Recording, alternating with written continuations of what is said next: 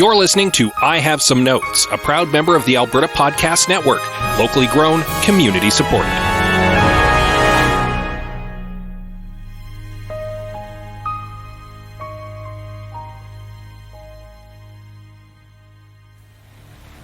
Hey Scott, what about a family movie based on a classic cartoon? I don't know, we've already done Ninja Turtles and Transformers and He-Man. Remember He-Man? It had Dolph Lundgren in it. No, like more classic. Like Betty Boop? No, too far back, too classic. Think Boomer classic. George of the Jungle. Ooh, I have some notes.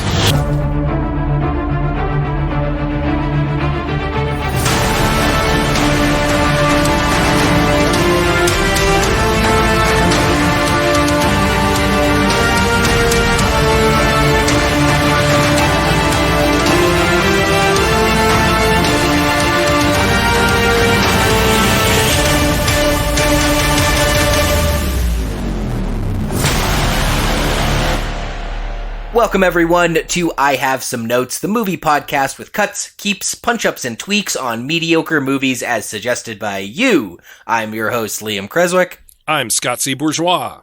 I'm Greg Beaver. And today we are discussing the 1997 classic film, George of the Jungle. Is it a classic? I just said classic 100 times in the intro and felt like I needed to keep it going. Yeah, I don't know if it's a classic movie or a classic cartoon. Yeah, fair. It was. I think the original cartoon ran 17 episodes, right? Oh, is that what Wikipedia said? That's what Wikipedia says. Yeah. Okay, so I actually have very fond memories of the cartoon as a child, but thinking back on it, this is my suspicion. They announced this movie. They were making this movie. They did the obvious VHS re-release of those old cartoons, and then my parents, I don't think my dad had a deep affinity for it or loved it growing up, just maybe remembered it. And I was like, oh well, there's all these VHSs for rent, this movie's coming out in the summer, I'll show the kids this George of the Jungle cartoon. But I am confident I have seen all of the original cartoons on VHS because my parents rented them, and for years I thought it was because my dad loved it and showed it to me, but the more I think about it, I think they were just available at the video store that month, and it was something to put on. It was something your parents recognized and thought they can bring home to you that you might enjoy. Yeah, it wasn't again, I don't think it was my dad was a diehard fan and he couldn't wait to show me George of the Jungle. I think he's just I'm familiar with this. Here you go.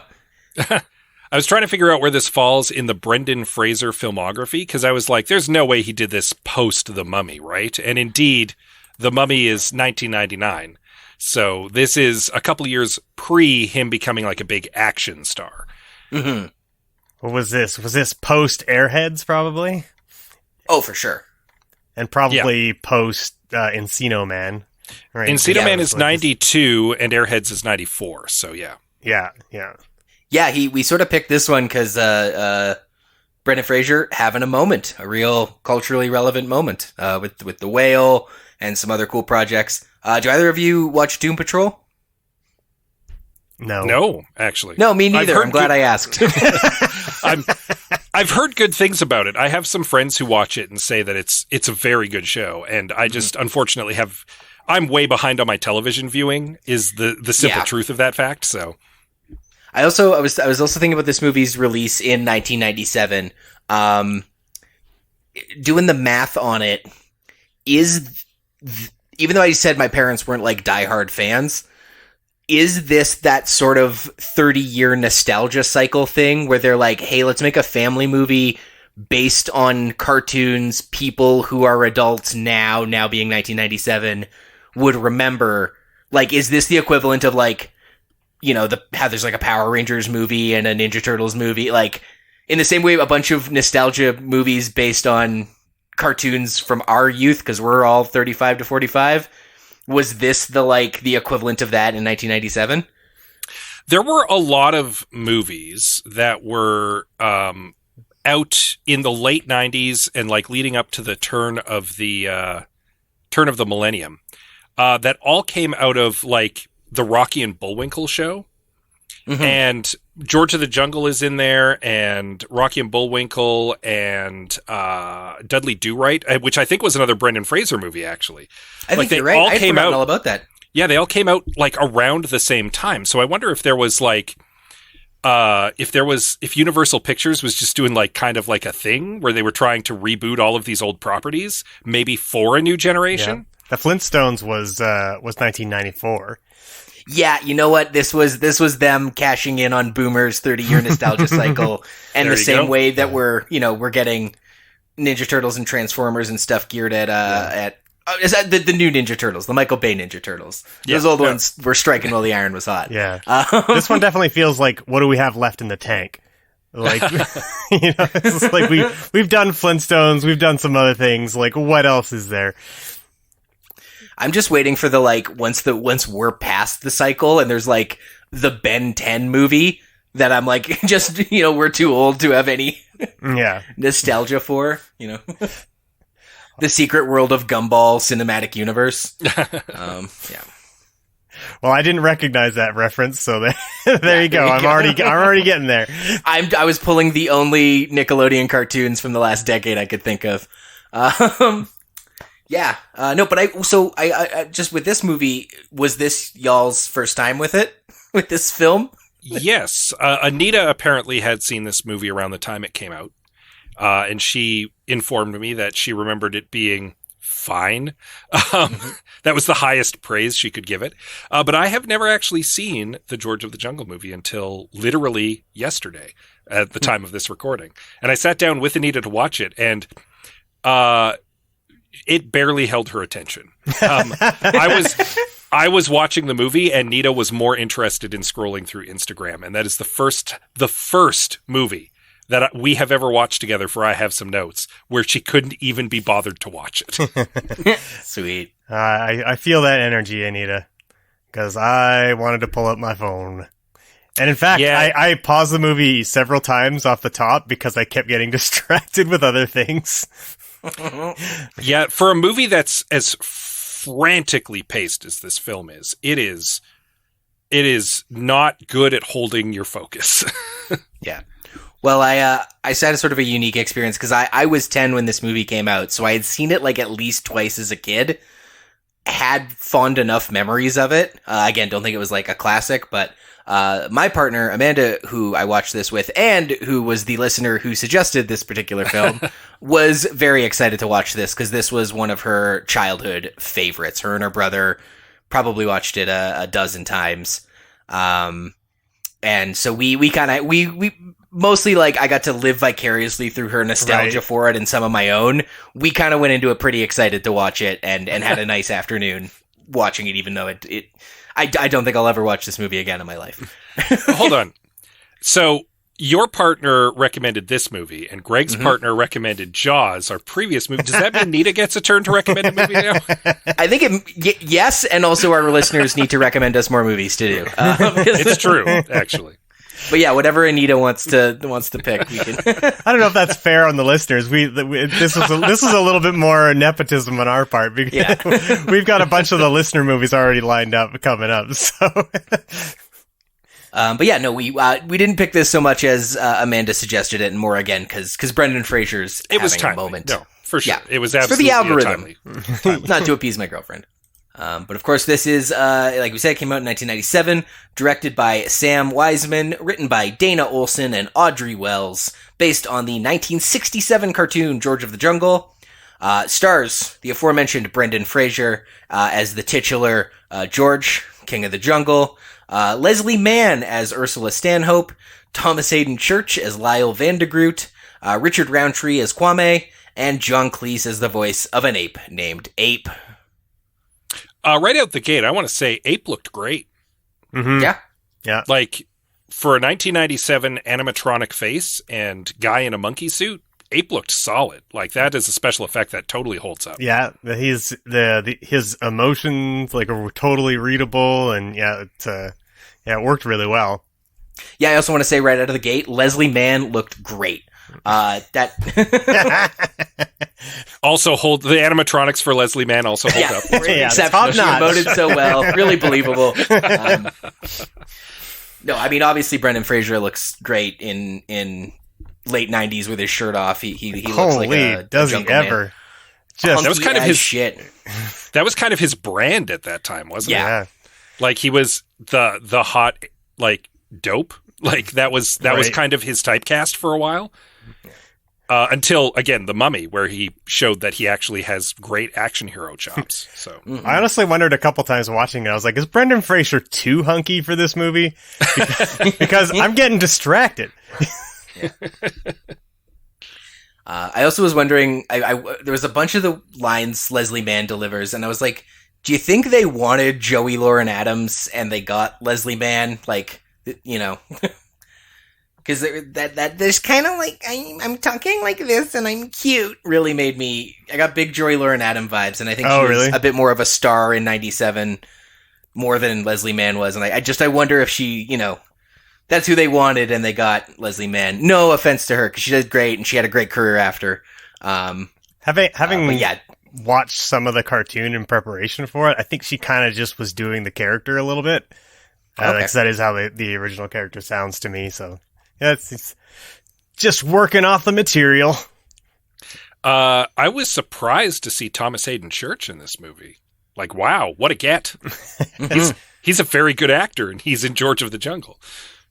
And plays a very funny character, actually. Lyle is a great comic villain for the small amount of the film that he's in. Well, yeah, let's actually go to the trailer, get our audience caught up, because maybe not everyone are 90s babies who love this movie through and through, like me and my partner and some other people I talked to. So let's get you up to speed with the plot summary and trailer. Deep in the African jungle lives a mysterious figure. His name is legendary. His strength is remarkable. And his theme song is pretty good too. George of the Jungle, strong as he can be. Watch out for that tree. Watch out for that tree. George of the Jungle, friend to you and me. It was a jungle day like any other jungle day, hot, humid, and full of gorillas. George, king of the jungle, was playing fetch with his pet elephant when suddenly a cry for help rang through the trees. A beautiful woman named Ursula had been abandoned by her blue-blooded coward of a fiancé and left to defend herself against a massive lion. George, the aforementioned king of the jungle, including lions, dispatched the overgrown kitty with ease. Ursula accompanies the ape-man back to his treehouse, and George finds his heart pounding whenever she's around. Has George found love? Perhaps, but before the romance can blossom, George must fend off her evil fiancé and at least 3 other villains. Yeah, there are too many villains in this movie. This movie felt like it was 3 episodes of the cartoon all crammed together, and then just kind of like being told disjointedly. And unfortunately, because it's only got like an hour and a half runtime, there are huge swaths of plot that the narrator literally is just like, that's not important, moving on. And it's like, I might have liked to have seen the, ninja gorillas fight those mercenaries. And I might have liked to have seen Lyle through the entire second act. Yeah. Like, it's weird because there's so much that's just kind of not there because they want to tell this story and also this story and also this story and kind of this story and a little bit of this story. It's like, pick a story, pick one story movie. Yeah, there's quite a lot going on, and when I watched it, I was actually quite charmed by the clip that this movie moves at. But then talking with you guys about it, Greg has sort of talked me out of that perspective, pointing out that this is a deeply edited movie. Edited in terms of like how many cuts between shots there are and like the length of the shots. It is frenetic, and it wasn't until you kind of pointed it out to me after that I was like, oh shit, yeah, there's like every 5 seconds there's a cut. Like it's the ultimate montage movie. Yeah, at one point during the fight with the lion, Brendan Fraser is fighting this lion, and it keeps cutting back to reaction shots of Ursula. Later on, he's having a fight with the mercenaries. It keeps cutting back to reaction shots from Ape. Like, nothing has a moment to breathe because we need to cut to somebody reacting to the thing that we're not now seeing because we had to cut to the reaction shot. Yeah, lots of animals like shaking their heads or like rolling their heads like, oh, isn't that wacky? It has like a visual laugh track. Yeah, kind of. Yeah. In the same way a sitcom like tells you when to laugh with the laugh track, this tells you when to laugh by like cutting to a monkey like rubbing its face, going ay ay ay ay ay. Dude, I also feel like it had a laugh track in the score, in the sense that like the score was always very bombastic when the movie wanted you to laugh. And it kind of reminded me of sort of like watching something like Big Bang Theory, where there's a joke, but it's not really a joke, but the audience is laughing anyway. That's how the score felt to me. Like, this was like, this is a joke, bop, bop, bop, bop, bop. And then something deeply unfunny happens, and you get no reaction out of me throughout, especially in the action sequences. There was just so many cymbals clashing and everything, and it just felt like a lot of loud noise. And when you couple that with the frenetic editing and being tossed from, like you guys say, to reaction shot, it starts to be not a lot of fun. And most of those edits, I would argue, tend to undercut or full-on ruin the joke that they are trying to present to us. I don't think you're wrong, but one of the things I liked about how quickly they'll serve up a joke, kind of tell you to laugh at it, and then move on, is a lot of family movies love to really, like, wring as much of the joke as out of it as they can, like really be like, look, we made one joke. It was what I was complaining about when we did Ghostbusters Afterlife, like jokes being explained, jokes being belabored. And so you're probably right, some of these edits killed some of the jokes, but at least there were no jokes that they just like lingered on and patted themselves on the back and make sure you got. It was definitely like dense with jokes. How good they were is arguable, but it was dense with jokes, especially because all the ADR. Yeah. It's the Mel Brooks approach to making a comedy movie. You throw as many jokes as you can at the audience, because if one misses, in theory, the next one might hit. But when they're all misses, it's very glaringly obvious, yeah.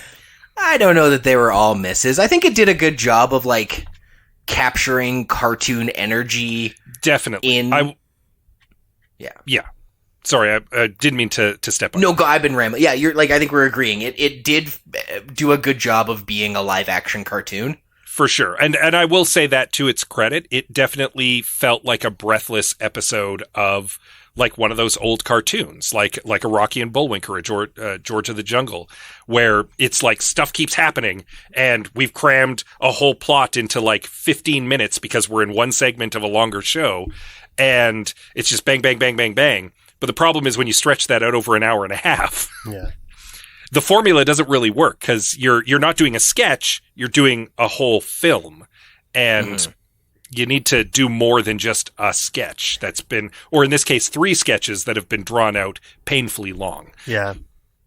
Yeah, the best example I can think of something not working in this movie is, unfortunately, when Brendan Fraser makes his big reveal. Like, he's swinging into the rescue and doing the thing that George of the Jungle does that everybody knows, which is run into a tree. But as he's swinging into the tree, we get like... He hit that tree! As he's swinging into the tree, we get like 4 or 5 cuts of him swinging before he actually hits the tree. And then when we get to the tree hit, like, this happens several times in the movie, it's often in the wrong angle. Like, it's hard to see what exactly just happened. Like, we don't get that clean sort of one shot of him swinging in and then smacking into something. And that's the joke. That's a good point. And that's why it's funny. It's like, cause you're expecting him to have like this long arc and then he stops dead. That's the joke. But when you stop, the joke is ruined. Yeah. You do one full shot of him swinging. He hits the tree. The camera keeps going. Right. And then comes back to him. Exactly. There's comedy. That's funny.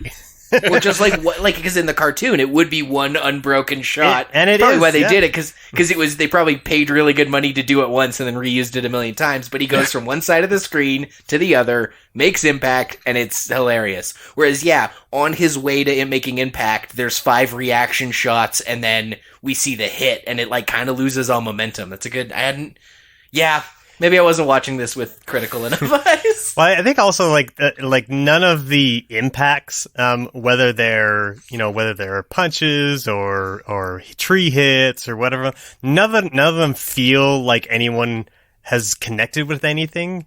It all feels like they're pulling their punches or pulling their tree hits, as it were, right? Like it's just nothing feels like it's connecting, and I think that also undercuts the comedy because part of the physical comedy is feeling that impact, Damn, yeah.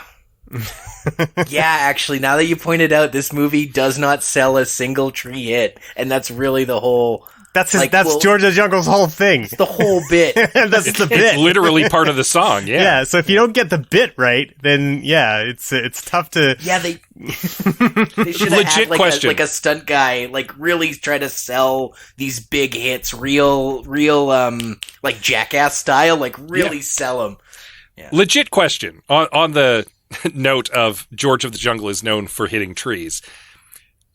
How familiar are the three of us with George of the Jungle from the cartoon or from the Weird Al song? From the cartoon, as I said at the beginning. I know of George of the Jungle primarily through Weird Al Yankovic, having done a cover of the theme song. Okay. I'm not familiar with that particular Yankovic number. I just quickly want to rewind if I could, just because Liam hit on something really, I think, maybe salient here when he was talking about the having a stuntman doing it, because the movie has a really awesome bona fide stunt scene where there's a guy swinging on I can't remember which bridge is it in San Francisco. It's not the Golden Gate. It's the other one. Whatever the big... Yeah. And, it's a pretty harrowing stunt to pull, to be swinging off that huge bridge, trying to make your way to, I think there's a parachute guy that got stuck on the bridge and George is trying to swing to him. So they had the idea to use a stunt guy to do the swinging in a big way. Right. And yet they didn't. And when it mattered, when they should have been using it for the comedy, they didn't bother and kind of made it soft and unworkable. Yeah. They just used it for the proper action scene and none of the comedy. Yeah. Physical comedy works when you feel the impact of it. Mm-hmm. Some of the funniest moments in Marvel movies that I can think of are when people get hit by something heavy, and go flying. It's as a comedy beat, like Hulk punching Thor during Avengers. Hilarious. Yeah. I laugh every time because it's dumb and it's physical and it's impactful. And this, you're absolutely right. This movie, there's none of the physical comedy lands because none of the hits land. Yeah. Yeah, the cartoony comedy lands. I bought him spinning a lion on his finger like a basketball. The effects look good. He was selling it. That was fun. But yeah, all the physical impacts. Every time he hit a tree, it should have been the Hulk smacking Loki back and forth at the climax of Avengers. 100%. Every time. Yes. Yeah. Likable characters, though. I think. Oh, go ahead. Sorry. Oh yeah. So I was just gonna touch on is Okay. There's when you've got John Cleese playing an 898, then I think he does a pretty good job of voicing it. I think the only unfortunate thing about that particular character is that he doesn't get enough screen time, and it's not terribly involved in the plot other than being kidnapped for a little bit.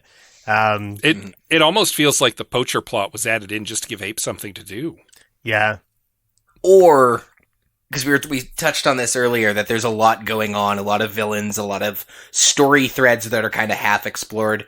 Maybe it wasn't so much more of him to do, but just like they didn't have the confidence in the material to let any of these storylines like sit and really linger. Yeah. Because there's the ape's gonna get kidnapped. There's Lyle trying to marry Ursula and being jealous of George. There's George and Ursula. There's George, the fish out of water. There's the whole thing with the mom. There's a lot of little threads in this story that none of them really get a lot of time. Yeah, I feel like the writers wanted to do the fish out of water story from George's perspective, but they took a very, very long time to get there. Like you spend the entire first act in the jungle, and then the whole second act is the fish out of water story, and then that's over, and then we're back to the conclusion. I mean, you can almost cut that middle bit out, and if you did, you wouldn't miss a whole lot. Like you could just see the first and second act back to back, and you wouldn't miss too much in terms of plot. Yes, but I guess I want to disagree a little, because I was thinking about this even as we were watching it. When we go in the third act, we go back to the jungle, and I'm like, wow, that whole second act was just him fish out of water in San Francisco. And there was part of me that was like, you want to set in the jungle, it's George of the Jungle, but you want to have these like modern moments, this fish out of water story. And I see what you're saying, but I also feel like if they had spent any more time with him in San Francisco, it would have got old. There was like, they got the right amount of fish out of water, jokes and storyline, and then they sent him back to the jungle to not overstay that welcome. Maybe. There's one thing from the fish out of water story that really jarred with me, and that was how visually out of place it felt from the jungle stuff. Because the jungle stuff was like a set. Like it looked very like made up jungly. It looked very like old Tarzan TV show. And the stuff in San Francisco was just like stuff in San Francisco, and it looked really out of place compared to the jungle stuff. Does that make sense? Yeah, because the jungle stuff looked like it was on a set. Like on and so there was like a visual. There was something visually that wasn't jiving with George being in the city for me because of that, and I couldn't put my finger on it until like right now when you were talking about it. And I was like, oh yeah, because it felt really weird visually to see him in the city, and it's because the jungle stuff is so artificial and so deliberate, and the city stuff is just very natural, and like the lighting is different, the color palette is different. It's visually jarring. You said artificial, but you know what it is? It's cartoony. Everything in the jungle, from not just George and the talking animals and the kind of cheesy set, but even the way Lyle is such an over the top cartoon villain, the tour guides, the local tour guides, that whole first act feels very cartoony, and then it gets incredibly grounded. Yeah, it goes back to feeling cartoony. It turns into a fish out of water rom-com in the second act instead about being a weird jungle cartoon. Yeah, and I'm not trying to be cute here. He never juggles a lion in San Francisco. And he should have. You know what I mean? Like there's nothing really goofy happening in San Francisco, whereas in the jungle, we're marrying apes, we're juggling lions, like. To put it in terms of movies that we've done on this show, it's the Grinch, and then Splash, and then back to the Grinch, right? Kinda, yeah. That's very funny. But yeah, we started talking about how great Ape was and the characters and stuff. I do want to touch back on that, because I think not only was Lyle a very funny, somewhat funny, I don't want to say very, entertaining enough cartoon villain, but the way he played off the tour guides, the local tour guides, I thought was like quite endearing. Like it just really made him look like the ugly American. The whole thing with the camera where the guy's like, he's like, oh, magic picture box? Well, I've got a 35mm Kodak, whatever. Yeah. I wish that we hadn't lost the tour guides after the first act, because I desperately wanted to see more of those interactions. Yeah. Yeah. I think they were kind of keeping that whole thing flowing a little bit. I have a fix for this when we get to that, just eliminating some of the fish out of water stuff. We're actually kind of repurposing it. So, well, actually, I also am kind of eager to get to my fixes, because I think some of it's pretty obvious, and I'm wondering if we either all came to different solutions or different problems. We'll see. But I say, why don't we go to the fixes now? Let's hear from our friends at the Alberta Podcast Network. This episode of I Have Some Notes is brought to you by Alberta Blue Cross. Even if you're a busy business owner with more meetings than hours in a day, you are calm and collected when your group benefit plan is taken care of by Alberta Blue Cross. Your employees can manage their own health, dental, life, and disability coverage online, anytime, on any device, making it easier for them and for you. To learn more and explore your options, head to ab.bluecross.ca.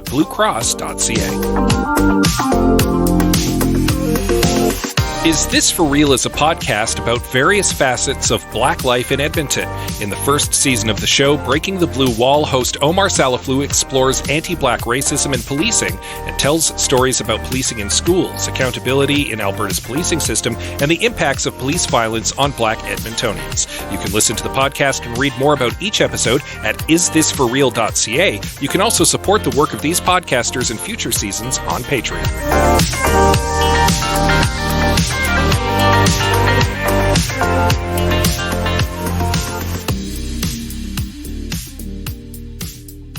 Welcome back to I Have Some Notes. We've got fixes for George of the Jungle. I usually throw to you guys, but I think I'm going to start this time. I want to start with my fix, because I think mine's simpler than what some of what you've suggested to me will be.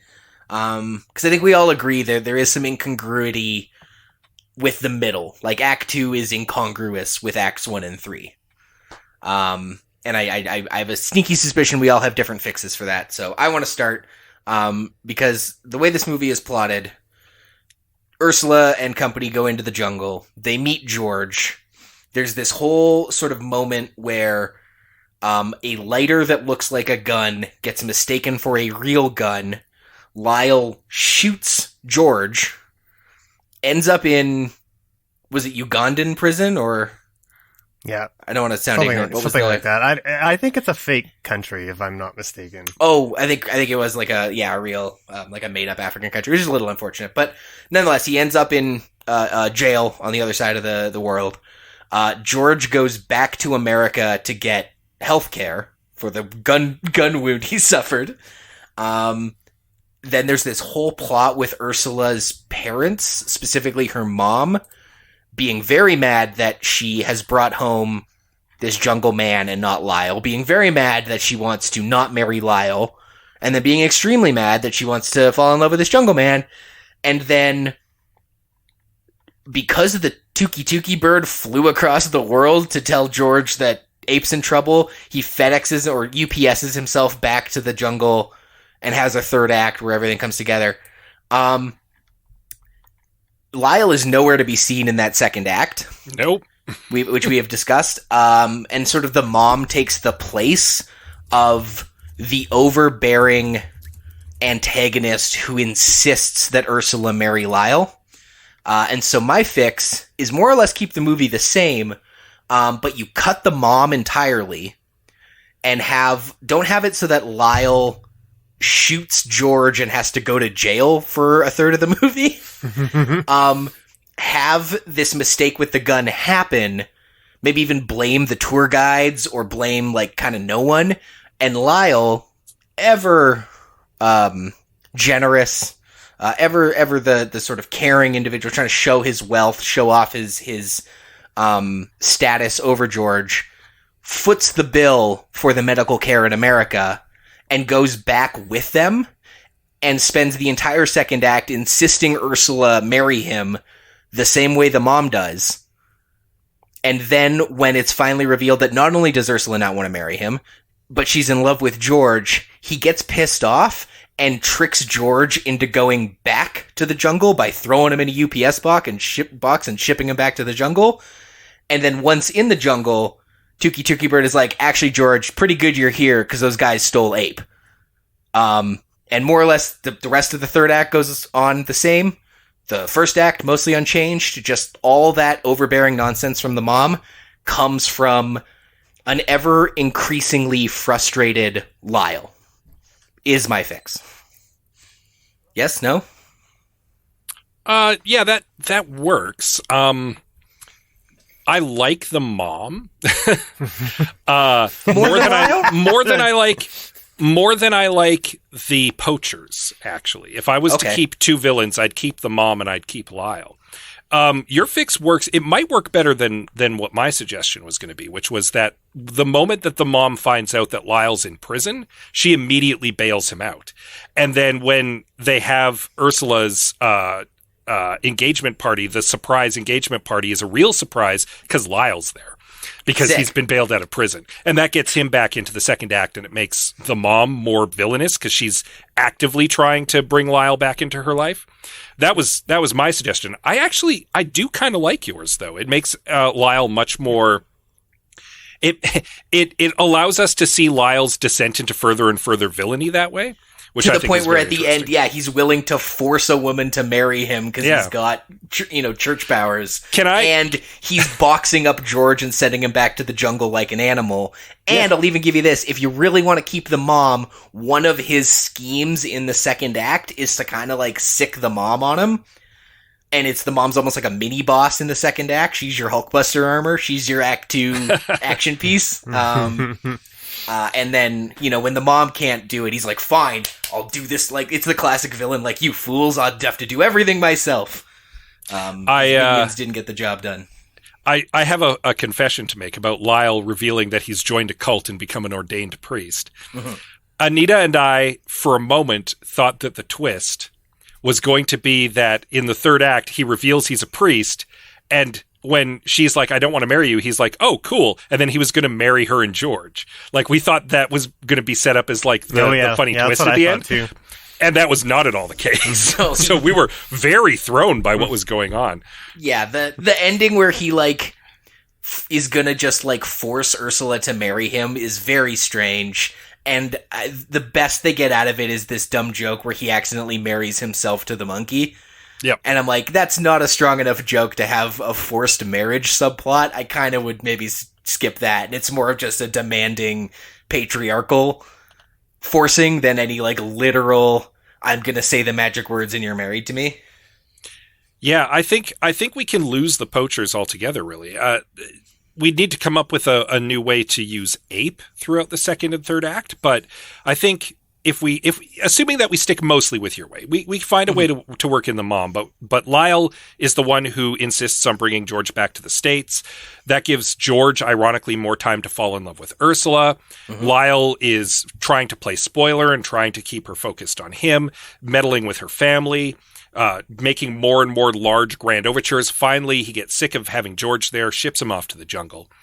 Ursula follows him to the jungle because she realizes, I'm in love with George. You shipped him away to the jungle. I'm going back to the jungle. Lyle follows her, of course, because so we got them all back in the jungle now, and then you have your big jungle showdown. I don't think you need the poachers there. I think that Ursula going back is reason enough for Lyle to go back. Ursula's motivation to go back is George is there. George and Ursula are back together. We're good. Yeah, actually, Ape doesn't really need to be in danger. Yeah. Or Lyle puts Ape in danger when he gets back because he knows that Ape is George's brother, quote unquote. Mm-hmm. And so he's like, you're not going to marry Ursula or I'm going to do this Ape in or something. I don't know.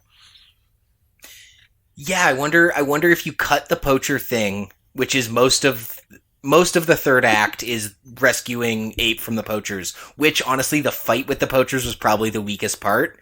It was too cartoony. Yeah, I'm even okay with keeping those two characters because I quite like Max and Thor. But they can just be Lyle's lackeys. Like he needs some goons. That works. Yeah. They can still be around. So yeah, maybe George doesn't have to go back to the jungle to save Ape. He's just sent back there, and that little bit of time we save or don't use rescuing Ape from the poachers could be used for like 10-15 more minutes of fish out of water stuff. Or 10-15 more minutes of Lyle doing some villainous stuff in the jungle. Yeah. He hires the same guides to get him back to the treehouse. We get more with the guides in Lyle. It works. Yeah. Greg, you've been very quiet. What's your fix? I've been quiet because my fix is nothing like yours.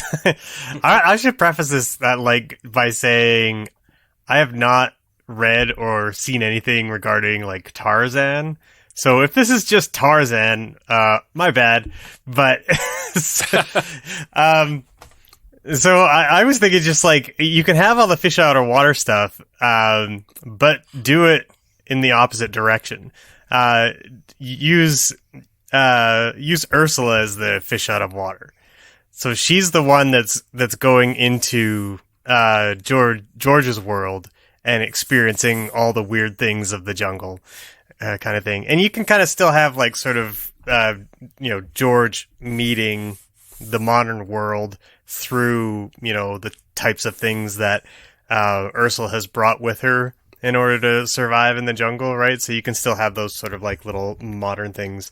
And I just completely eliminate George going back to the Americas completely, and it just ends up being more of like a cat and mouse game between Lyle and these hired poachers, who are their entire motivation can be just trying to find this talking ape that they found and trying to kidnap him, bring him back to the States and make loads of money. Meanwhile, like that's sort of like Lyle's motivation, and the poachers are just like his henchmen, right? So you just all kind of like combine them into one big team. And I felt like it could kind of be a thing where George has this, sort of wonderful, idyllic jungle upbringing. He's very innocent. He's never met another human before, right? So he doesn't know what they're about or even has a great concept of like what evil is. So you kind of get this sort of clash between his innocence and like the sort of the evil of man kind of thing. And that can be sort of like your thrust, like George, that's what George is confronted with. Pretty simple, but like I just didn't love the bounding back and forth, and I think there was plenty of opportunity for comedy between Ursula not understanding George's world and vice versa, that you didn't really need to change the setting all that much. There is a lot of Tarzan in your pitch, not going to lie. But it's interesting that you kind of touch on Tarzan a little, because one of the possibilities that I'd considered, if you're making a live action George of the Jungle, why not lean into the fact that it is already a parody of Tarzan and do like a classic style Tarzan film, but like straight comedy, like Spaceballs it or Robin Hood Men in Tights it, do a Mel Brooks style parody of Tarzan with George of the Jungle. That could have worked, maybe. Like play it absolutely straight, but like with the zaniness of like a Police Squad episode. Like that could have worked. Yeah. Well, especially because what you were describing, Greg, like I agree with Scott in so much as like as you were describing what you were describing, Greg, I was like, okay, if there's no fish out of water and it's just Lyle and his goons trying to fuck with different aspects of the jungle, essentially. George, the talking ape, all the other critters, all the other environment. The elephant that thinks it's a dog. Elephant thinks it's a dog. It gives it a real Wile E. Coyote and Roadrunner vibe, which is already a cartoon. So lean into this, like, impotent attempts to catch the Roadrunner. Like, one scene is Ursula and George making eyes at each other, and the next scene is Lyle and his goons trying to catch that ape. And they, paint a tunnel on a wall and run into it, yada yada. Like, it's just those kind of, and especially if we take the note we had from the beginning of the episode, where it's like up the physical comedy, really sell the physical comedy. If you've got these guys like, not just falling in the occasional elephant turd, but like really getting the shit kicked out of them in the jungle. Almost as much as like for every time George hits a tree, you've got these guys getting bit by snakes and falling off waterfalls. And Oh man, I so wanted Lyle to get bitten by a snake at some point and like blow up to balloonish size from poison. Yeah. That would have been hilarious. Yeah, real cartoon, like really put him and his goons through the cartoon ringer. Yeah. One of them like falls in poison ivy and just is like itching for the rest of the time. Like, absolutely. 100%. Way funnier than just having Brendan Fraser eat McDonald's on the top of a streetcar. While the three guides are laughing at them for being stupid. Like, yeah. Yeah, and then you get more of the guides too. And yeah. I think you're right. You can have all the fish out of water stuff just with whatever Ursula packed with her. Like, ooh, what's this? A camera. Ooh, what's this? A radio. Like, yeah. Puts on some of Lyle's clothes, looks all hunky. You know. I will say the funniest line in the whole movie is when he's in San Francisco and he's chasing the horse around, and then all the women are fawning over him, and then there's two guys in the back being like, what is it about chicks and horses? That was probably the funniest line of the whole movie. Yeah, I like your idea, Greg. And it breaks up some of that incongruity too, like you were saying. It goes from jungle set cartoony to, you know, Encino Man, and then back to cartoon in the jungle. I said that to Anita while we were watching it. I was like, when did this movie turn into Encino Man? Like, I mean, if you went back to the city and the city had sort of, this is a bad example, but more of like a Tim Burton-y vibe or something like that. Like, you know, maybe it'd be a little bit more congruent like, with the rest of the aesthetic. Visually more colorful, more elevated, like a 60s Gotham City from Batman. Yeah. Mm-hmm. Where it's a little cartoony. It's the reality's a little heightened the way that it is in the jungle. Yeah. I think that it would have jived better. Yeah. So the one thing about losing San Francisco is we lose that great set piece on the bridge where he rescues the parachuter. We would lose that.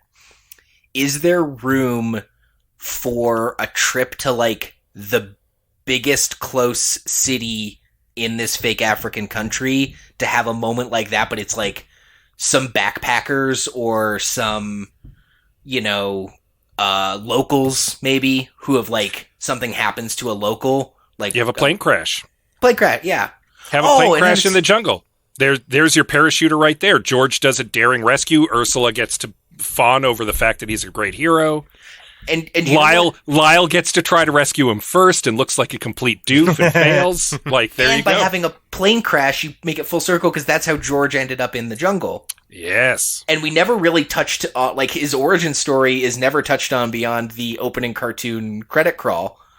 So if it was like, there's this moment where, like, he's having, like, flashbacks to you know, his youth and, like, Lyle and Ursula are like, oh man, that's how this guy got in the jungle. It was a plane crash, and his family's gone. Oh, that's so sad and tragic. Like, including a plane crash in the plot would have tied his origin up nicer too, I think. Agreed. And given Ursula an opportunity to learn, because then Ape can be like, oh yes, I found him in the jungle when he was a tiny baby because he had fallen out of a plane that fell from the sky. Oh yeah, yeah. And you can still rescue a parachuter. Exactly. Still get that daring set piece. Absolutely. Great. I think if we go to San Francisco, we do it my way. But I think, Greg, you've made a sound case for not going to San Francisco at all. Just by stealing Tarzan. Yeah, I think the I'm a hack. No, doing a Robin Hood Men in Tights, but for Tarzan might have been. Yeah, I think that would have been fun. I think you could get away with doing like even like a sort of adult theme type comedy as well, because it's, you know, if you're going after boomers anyway, I mean, they're already adults, so you might as well take it to the nth degree. I was just thinking, like, in terms of like how the cartooniness is represented in this movie, feels like a big missed opportunity, because I was thinking that like The Mask was 1994. And like way better representation of cartoony action inside of a movie, inside of a live action movie. So it was the technology was there. They were totally capable of doing something much more interesting. But I think maybe budget was probably a little bit an issue, because this does feel like it feels a little cheap. Hard to say. I guess that's something we could probably Google. Because I remember it being kind of a big deal when it came out. But also, 1997 was a wild year for movies. Like, a lot of amazing movies came out at this time of history that I could, like, maybe this was the cheap one they slapped out while they were trying to make masterpieces. Yeah, Austin Powers, Liar Liar. The Pest, come on. Yes, show me some of the good ones, Google. Did you Google 1997? No, I just said movies 1997, and it brought up The Pest. Yeah, it was actually a 99% Invisible episode from about maybe a year or two ago, where they were talking about how the boom in not cineplexes, multiplexes, by having these theaters in the suburbs that had like 12 screens, created this boom in the movie industry where they needed to make movies to fill them. Mm-hmm. And the reason there are so many great movies from like 96 to like 2000 is because there was this like rush to be like, make fucking anything. We just got to fill these theater seats. It's a great, I don't know which particular 99% Invisible episode it was, but I if you want to dig through and find it, I recommend it because it was very fascinating. It was a lot of stuff got bankrolled in that era that wouldn't have otherwise because they just needed content. Right. So some of the actual big ones were Starship Troopers, Men in Black, The Fifth Element, and of course, the biggest of them all, Titanic. Yeah. George of the Jungle had a production budget of $55 million, and it made $174.4 million at the box office. So it definitely made bank. There was a sequel, though. Didn't star Brendan Fraser. You know who the only returning two cast members are? I know one of them. John Cleese and Thomas Hayden Church. Yeah. Who plays George in the sequel? Oh, I don't know. I can find out. Hold on. Look it up, Scotty. Look it up. That's a reference for Comedy Bang Bang fans. I hope you're listening. George is played by Christopher Showerman. Okay. Showerman? I'm not familiar with him, and I apologize, Mr. Showerman, if your name is pronounced Showerman. I said Showerman. He's a growerman, not a showerman. Is that anything? Is that who's to say? When we get there. Cool. Yeah, I think we found some solid fixes for an otherwise passable family 90s comedy. Passable. Yeah, I don't know. It's fine. It was fine. I think it's fine. How well do you guys remember the John Goodman Flintstones movie? I didn't watch it. I didn't see it. You've never? I saw it when it came out, but I obviously haven't seen it in almost 30 years. Yeah, I think even when I was that age, I was like, that looks terrible. I don't want to watch it. It's in the Criterion Collection. It's not. I'm kidding. It's not. In the Criterion Collection with Armageddon. Yeah. I guess it's not that much of a stretch. Great. Well, not only do we have our fixes, but our listeners had theirs. Thank you to everybody who commented. Keep your eye on our social media when we look for these listener comments. We love reading your thoughts on air. It always adds to our conversation. So please don't hesitate to give us your thoughts on the film if you've seen it, or hell, even if you haven't. Your impressions from the trailer, why you decided not to watch it. We love your comments. And again, suggestions for movies, because sometimes we're nepotistic and we'll get our girlfriends and wives to suggest movies, but we really do want your suggestions. So at any time, hit us up in the DMs or just a regular post. Let us know the movies you want us to notarize.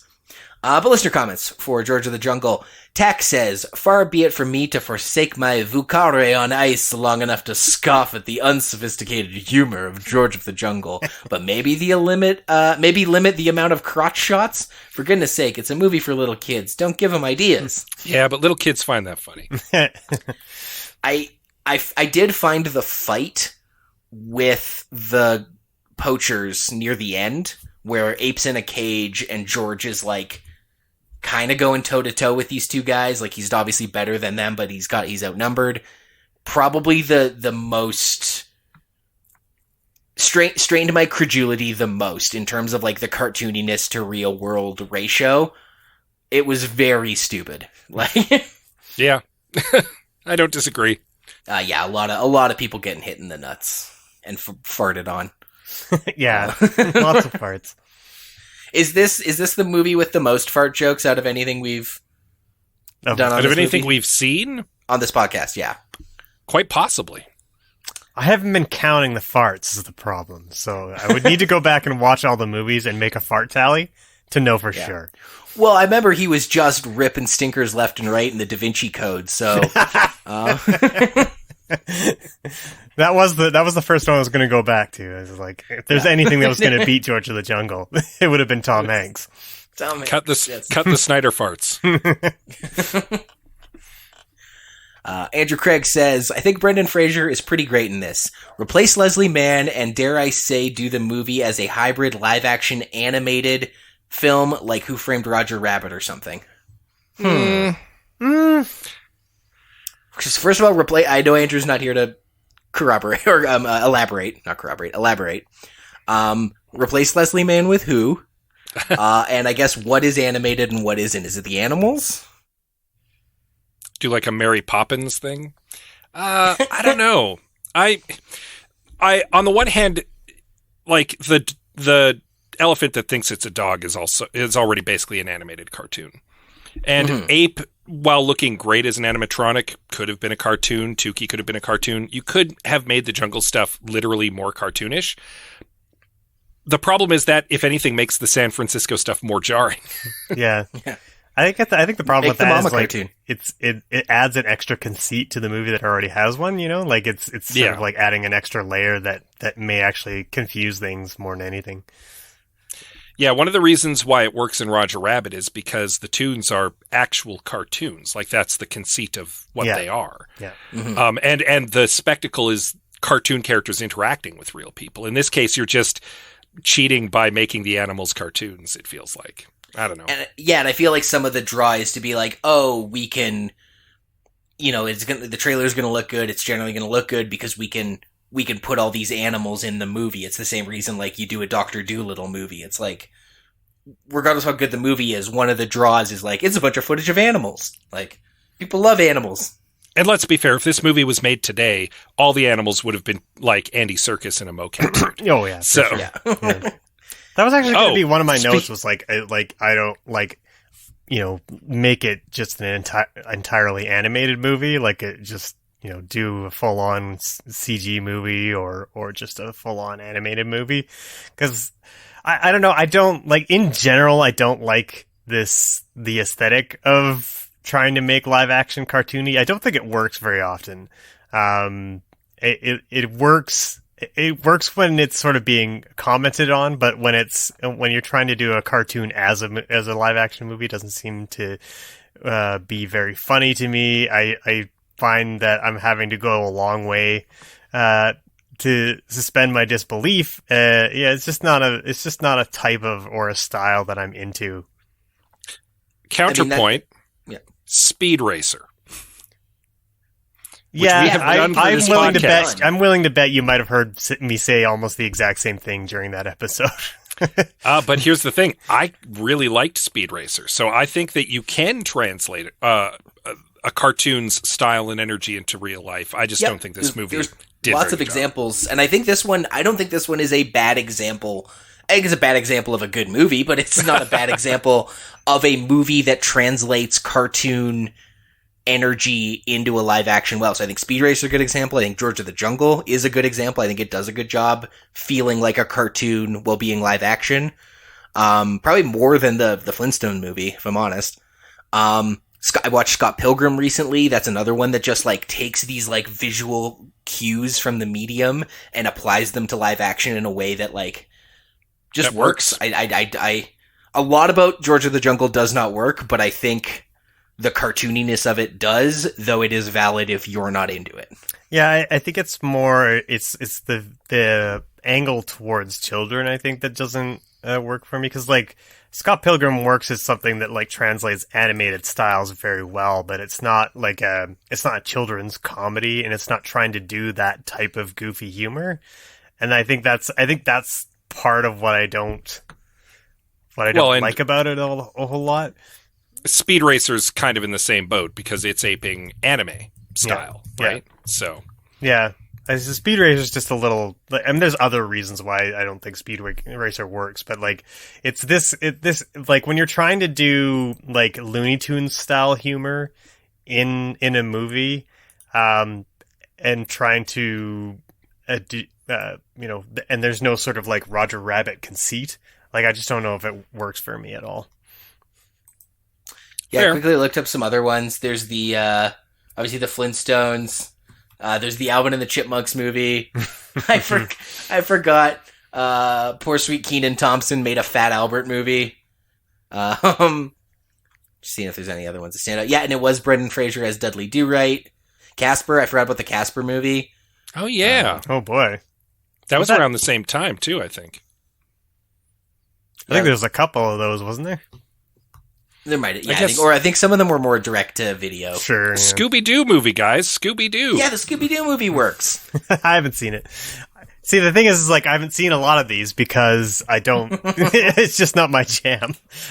I haven't seen the Flintstones. I haven't seen Casper. I haven't seen the Scooby-Doo movie. Yeah, it's just not for me. Here's just a fun. I will forever think of the Casper movie. This is not really related to George of the Jungle, but fun story for my life. It was called 5 Star Video in Spruce Grove, where I grew up.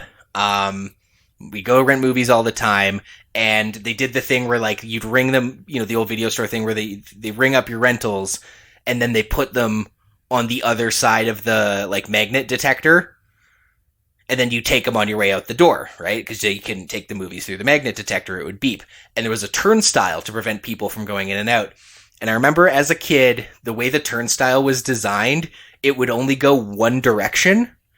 And then you couldn't turn it. It would go either like it would only go clockwise or only go counterclockwise. Forget what it would have been.